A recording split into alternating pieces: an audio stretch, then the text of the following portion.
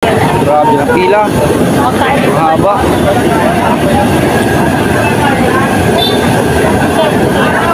Ayan mga boss, oh. Ito yung ano,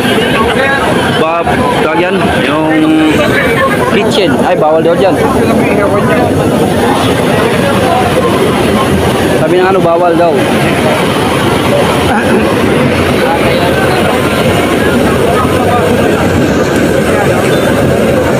Grabe pila, dami tao.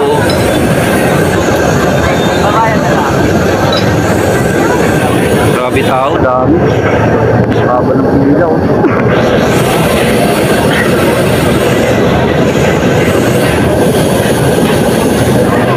Eh mga boss, yung pila, oh, dami, oh. Dalawang pila pala to. Mga boss, may apam dito. Nagtataka yung mga boss yung apam dito kung bakit maraming tao.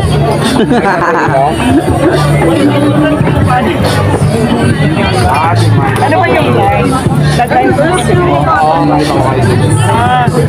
Overload saka chicken. So parang dyan yung line. Oo. Papasok. Ito yung overload sa kabila yung chicken. Dalawa yan. O si Jeff nga. Wala naman ni Jeff, oh. Marami mga boss. Nakasingit tayo. Boss, may apam. Yung apam dito nagtataka bakit maraming tao. Susubok kumain kung masarap ba o hindi. Wag. May tugtog dun eh.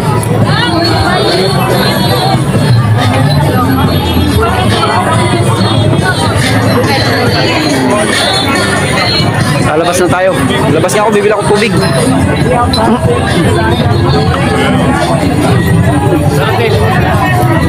Del.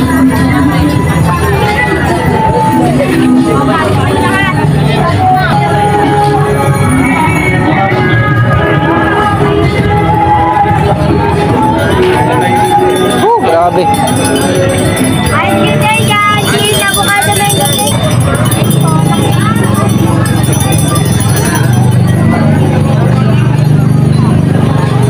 Sulit mga boss yung ano, sulit yung kain mo dito.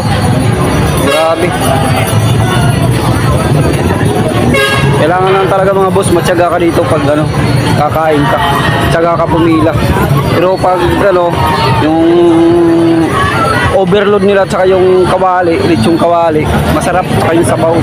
Tapos yung kanin hindi siya ano, hindi siya inipi. Maganda yung kanin niya. Masarap din yung kanin.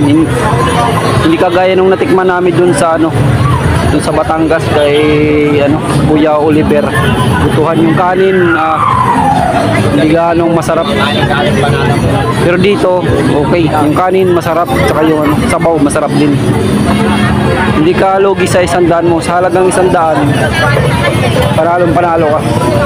Kaya lang magbabaon ka ng mahabang ano, oras. Saka yung pagpila mo dito, yun ang ano diyan. Yun ang problema, yung pila. Pero kung minsan mabilis naman, mabilis ang usad. Kapag ganito lang talaga mga boss, gabi, kasi Sabado ng gabi ngayon eh, napakaraming tao, siyempre sahuran eh. Kaya yung iba gustong kumain dito. Napakadami, grabe pila, ang dami tao.